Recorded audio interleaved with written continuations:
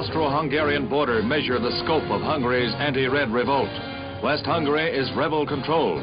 From the uniforms of border guards, from the flags, the Red Star has been ripped. The hated symbol of communism is effaced wherever found. As sporadic fighting continues, the Red regime offers virtual self-rule, and Russian forces begin withdrawals.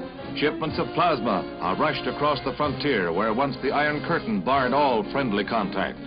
Casualties are believed to number thousands after days of fighting in which Patriots with small arms battled Russian tanks and troops.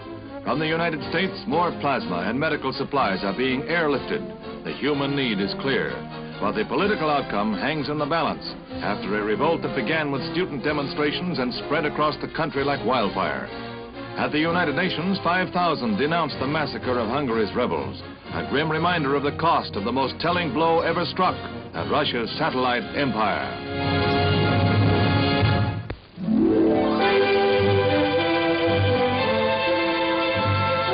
Israel's parliament becomes the focus of world concern as the tension in the Middle East mounts hourly, culminating in an attack by Israel on Egypt, an attack which reaches deep into Egyptian territory. For months preceding the outbreak of full-scale hostilities, mobilization goes forward, a mobilization which brings urgent warnings from President Eisenhower. Prime Minister Ben-Gurion, leader in a previous Arab-Israeli war, reviews a well-trained and well-armed force.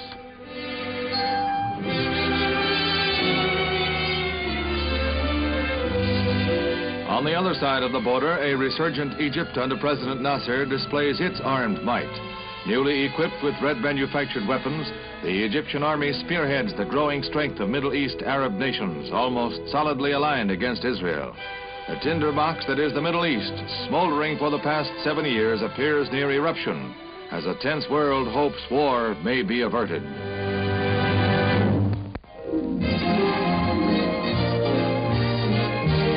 A house full of new ideas in homes. That's the Eicler X-100, a house for tomorrow, taking the pulse of today's prospective homeowner. Steel is used in columns and roof beams. One wall is paneled in glass. New plastics, everything so modern it takes your breath away, and your money too if you bought one. But it's not for sale if you could afford it. It's a research house testing a whole new design concept. Gardens indoors as well as outdoors.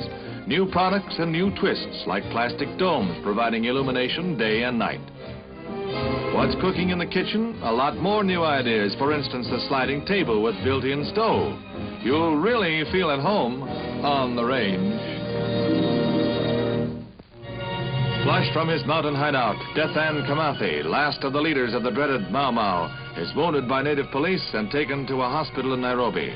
It is estimated that the self-styled field marshal had less than 300 die-hard followers at the time of his capture, remnant of a group of fanatics numbering thousands, which during the post-war years terrorized Kenya and slaughtered scores of colonists. The human leopard will roam no more.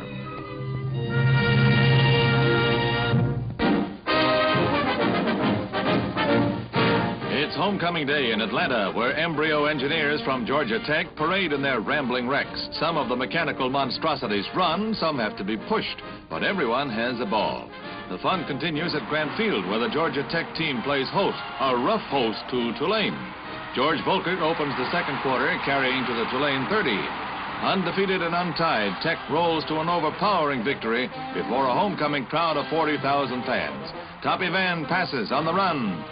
Volkert sidesteps a tackler and scores to make it 13-0. Trailing 33-0, Tulane tries desperately to avoid a whitewashing. Desperation backfires. Delaney intercepts, and the Tech powerhouse is shooting off more sparks. Time is running out on Tulane. The final Tech tally comes when Maynard tosses to Delaney. Final score, Georgia Tech 40, Tulane goose egg. South Bend for the Notre Dame Oklahoma game. It was a massacre. With a 19-0 lead, the Sooners of Oklahoma keep up the attack to make it 26-0 at halftime. The last time Oklahoma lost, and it was to Notre Dame, by the way, was the start of the '53 season. Coach Wilkinson's hard-hitting Gladiators strike through the air again. McDonald's heave is taken on the run by Thomas. Good for a gain of 40 yards. Victory today will make it 35 straight. Longest string of victories in modern college football. Harris keeps it and romps around left end to the 3. Notre Dame can't stop the Sooners' steamroller. Harris keeps it again, sneaks over for the TD. Oklahoma is back in the #1 spot with a vengeance. The score is all lopsided. Pass interceptions tell part of the story. Thomas intercepts one late in the game, and the Sooners wrap it up with a 40-0 victory. 19 colts parade to the post for the richest race ever presented, the $320,000 Garden State Stakes.